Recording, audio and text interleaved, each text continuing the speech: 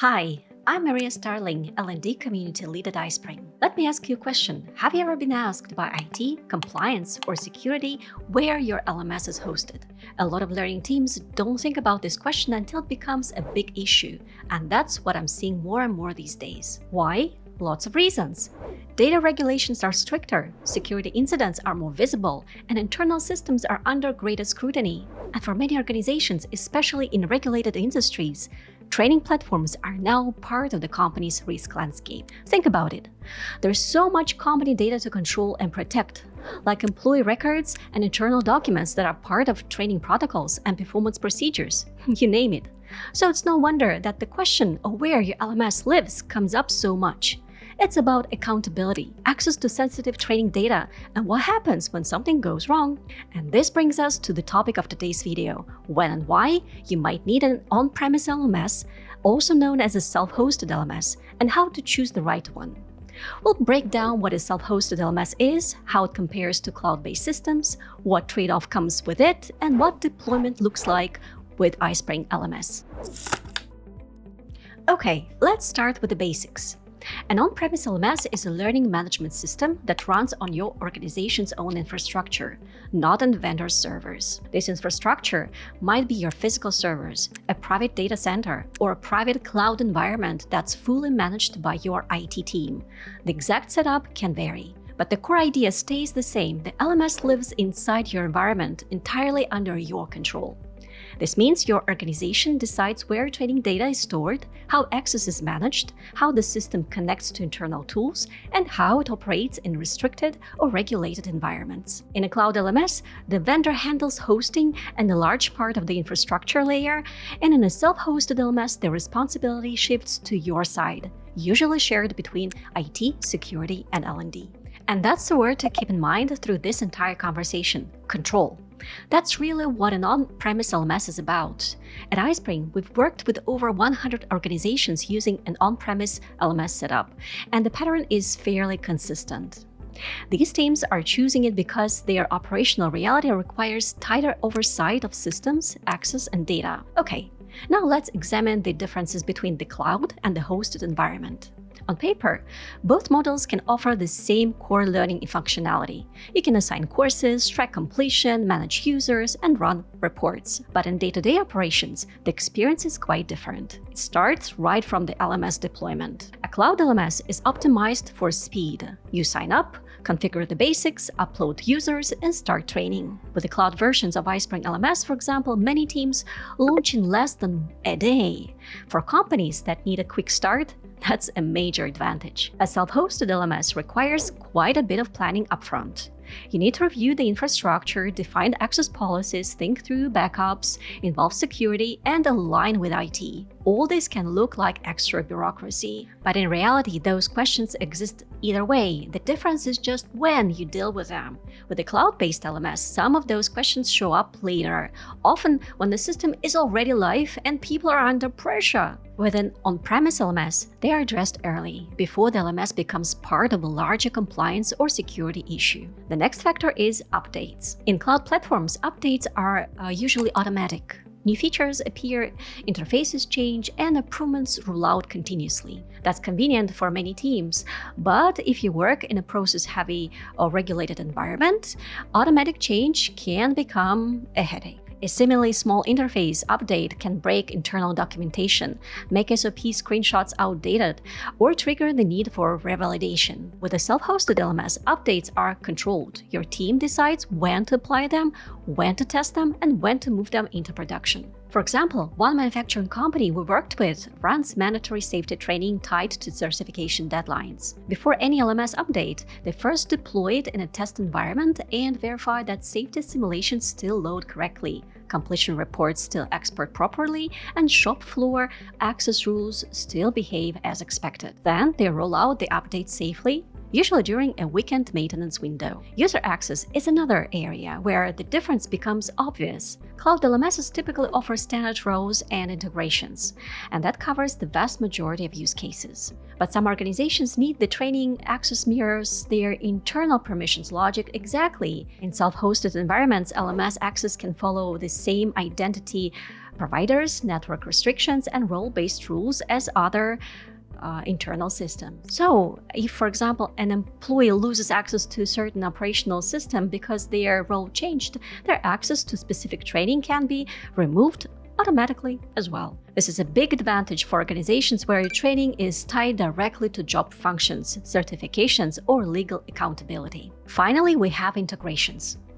Cloud integrations are usually standardized and API-based, which is efficient but sometimes limiting. Self-hosted setups allow a deeper connection to internal databases, reporting systems, and even older legacy tools that don't play nicely with modern cloud APIs. So the simplest way to frame the difference is this. A cloud LMS optimizes for speed and convenience. A self-hosted LMS optimizes for predictability and control. Neither model is automatically better, but they're built for different realities. You can already see that on-premise LMSs have some drawbacks, and it's worth addressing them in detail. The first disadvantage of an on-premise LMS is slower internal coordination. Here's what I mean. If it's unclear who approves access rules, who signs off on changes, or who takes the lead during incidents, the LMS can turn into a negotiation space instead of a working system. That's not the flaw of self-hosting, it's a more of governance problem, but it shows up often enough that it needs to be mentioned. The second downside is that there is less room for improvisation. In cloud environments, teams get used to moving fast. They test things on the fly, change settings quickly, and experiment mid-cycle. In an on-premise setup, changes usually need planning, testing, and documentation, and this can feel restrictive, but that's exactly the kind of discipline that some companies look for. The third downside is that there is no hidden safety net. The vendor quietly handles a lot in the background when your LMS lives in the cloud, including backups, recovery procedures, and infrastructure stability. In an on-premise environment, the system reflects how well it has been configured. For example, if backups were not properly tested, you find out during restore, or if reporting logic was set up incorrectly, your dashboards show bad data. In other words, the system won't cover for a poorly configured setup. So yes, self-hosting demands more clarity, more preparation, and more internal responsibility, and this makes the disadvantages potential, but not inevitable. Now let's look to the benefits. The biggest one is controlled change. With on-premise LMS, updates, integrations, and configuration changes happen intentionally. For organizations that run mandatory training, regulated workflows, or annual compliance programs, this stability is critical. Another major advantage is operational alignment. Basically, a self-hosted LMS is part of the organization's internal ecosystem. It's not just sitting next to it. The LMS follows the same rules, structures, and controls as other business-critical systems. This means that training data can feed directly into internal reporting, compliance processes, or audit workflows without constant manual cleanup or reconciliation. Of course, there's also data authority. You'll know exactly where data lives, who owns access, which rules apply, and which jurisdiction governs the environment. Oh, there is one more advantage of on-premise systems, and this one deserves special attention. You probably already guessed it: security. And let me make an important clarification here. This is not to say that cloud platforms are insecure. They're not.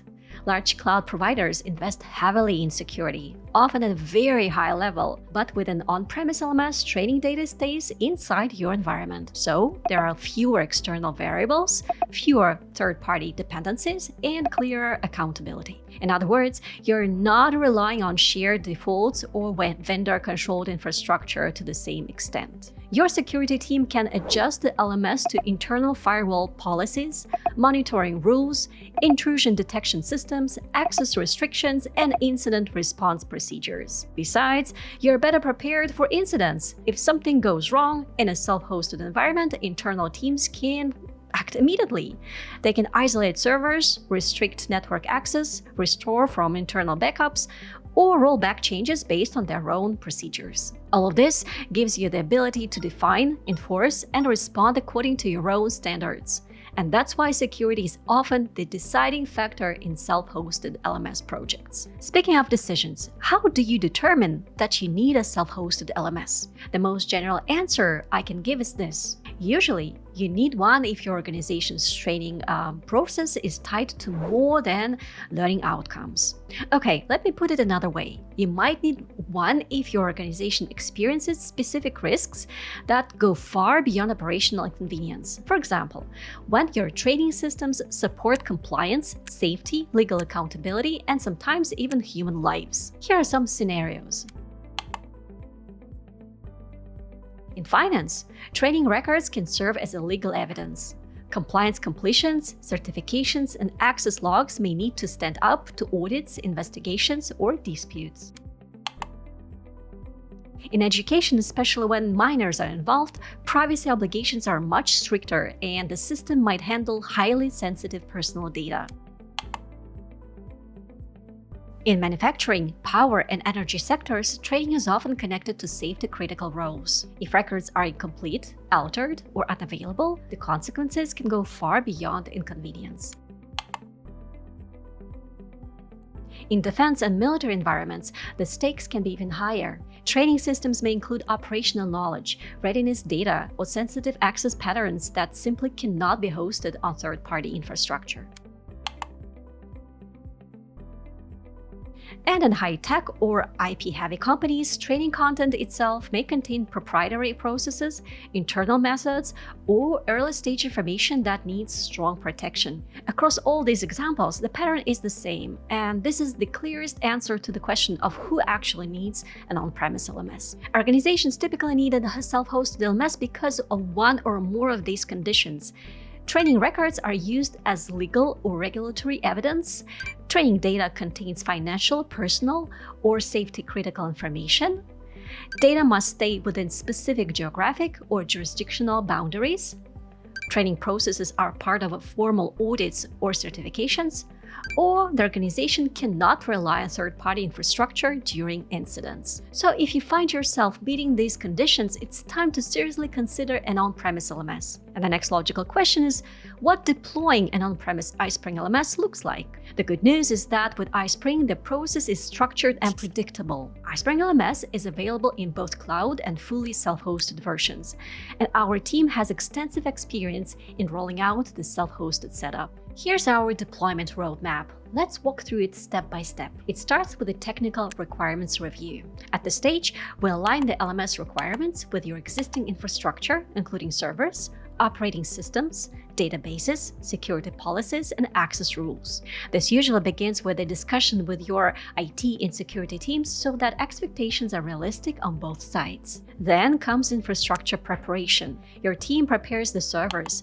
databases, and network access according to the agreed setup. We provide the software distribution and configuration guidance, but the environment remains fully yours. Next comes the alignment of contract details.